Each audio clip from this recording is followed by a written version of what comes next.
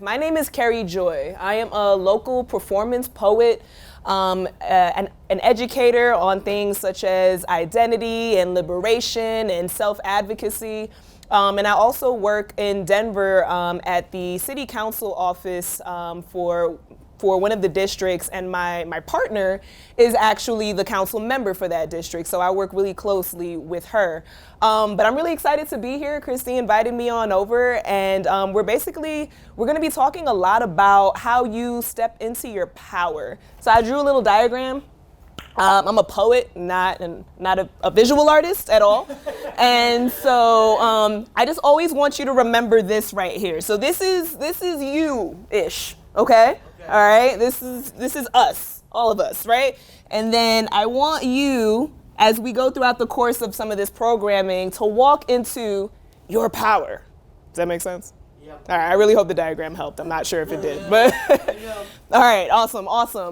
So what I want to do next is I wanted to just talk to you a little bit about why I'm up here ultimately. I'm going to share a poem that I wrote, and it's called Surfaced.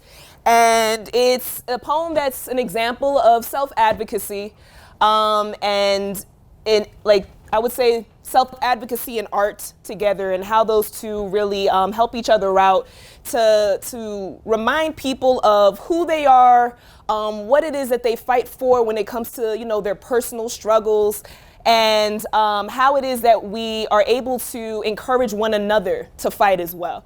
It was written for an organization called the Tennyson Center for Children. And so you're going to hear some language in there that's specific to that center. So things about like case management or case ID, because they work with children in foster care. But the essence of this poem is to remind people to see me for me, right? There's a lot of boxes that we are placed in as soon as we get into this world. People want to define us before we get to know us. And so what I want to remind people is that I am not the way that the world teaches you to define me. It is up to you to learn about who I am, yourself. Look me in my eyes, the windows to the makings of me. I am not broken, I am in process, and I have full permission to be, so look at me. Long enough to bear the weight of these stories, understand that seeing my humanity is my journey and your responsibility. I owe you nothing but my truth. And although this world simply owes me reciprocity, I have learned my lesson. Promises are made to be broken with one exception. I cannot compromise on my healing. Self-made vows have become my priority. Some call it selfish, I call it necessary. It would all make sense if you would simply look at me.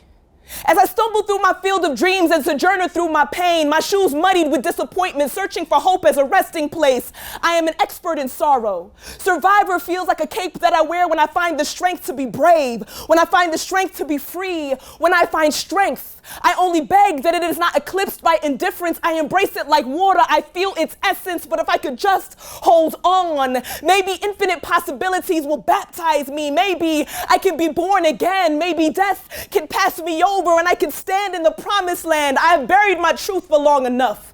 I have crossed my heart and hope to die, promising my soul that it would be safe from a world that has made no room for me. I am tired of being nothing but broken. I am tired of begging for grace and basic humanity. I am not a nuisance or a specimen to be studied. I am to be loved. I am to be protected. Empathy is a result of many souls walking alone together, so walk with me. And then maybe you will understand, look at me, and then you will know that I am not my trauma. I am deserving of my name before a case ID. I am not proof that you are a good Samaritan. I am not a load off of your plate. I am not asking for saving. I am demanding respect and human dignity. I am worthy of at least that. I didn't ask to fight for my smile, but my battle makes me no less beautiful. I am simply scarred, and I am no less of a warrior because my scars are not like yours. I too have a purple heart, holding my breath, waiting for someone that will see me for who I am, looking for a place where I'm allowed to be in pain, but I'm also allowed to stand, so stand with me in the gap. Be the bridge and let me walk over on my own. Fully supported, meaning I am never alone on this journey, searching for a land of milk and honey, only to find shards of my reflection, telling me to keep going, reminding me that I am the promised land. The pilgrimage and the destination. The making of me are in these eyes, the joy, the despair, the laughs, the cries. So look at me as I fight to reclaim my peace, as I teach myself that I am worthy, as I dress my wounds with purpose and give wings to these stories, as I breathe life into my destiny. I remind you that I am not a spectacle, but I refuse to be unseen. Thank you. Thank y'all. Thank you. Thank you, thank you, thank you, thank you. Thank you. And so we all deserve that, right? Yeah. When somebody looks at me, it is not up to them to define who I am. It is up to them to accept my truth. And when they don't, that's not my responsibility either, right?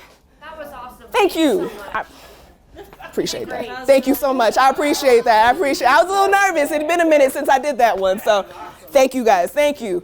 All right. So what I would really like to get into at this point, after just, establishing the storytelling and how it really brings some happiness and some joy and some life when we think of the things in our past that even, are still consistent to today, and also how it is really not your responsibility to make sure that people understand you, or to make sure that people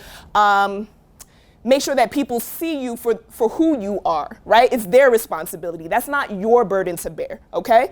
And so with that being said, like I said in this class, I want to make sure that every single time we walk out of the programming that I'm here with you in, that you walk a bit closer to yourself, right? Every single day that you leave this room, I want you to be a step closer to who you are and to be able to walk into your power, all right?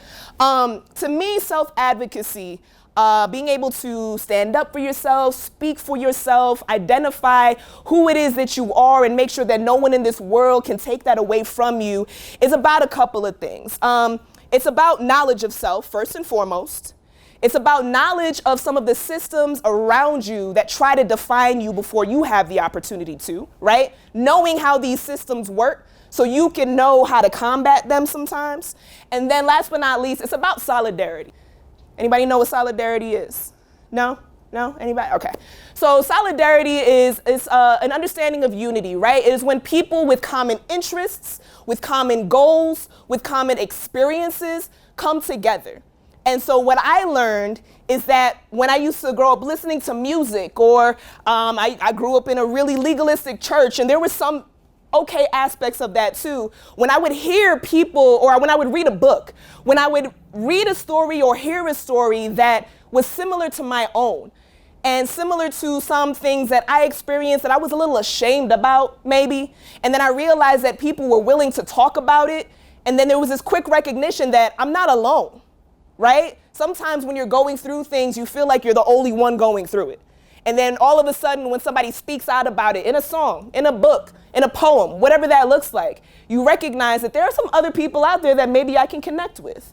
And so to me, that's what self-advocacy is all about, building that base of solidarity. Does that make sense?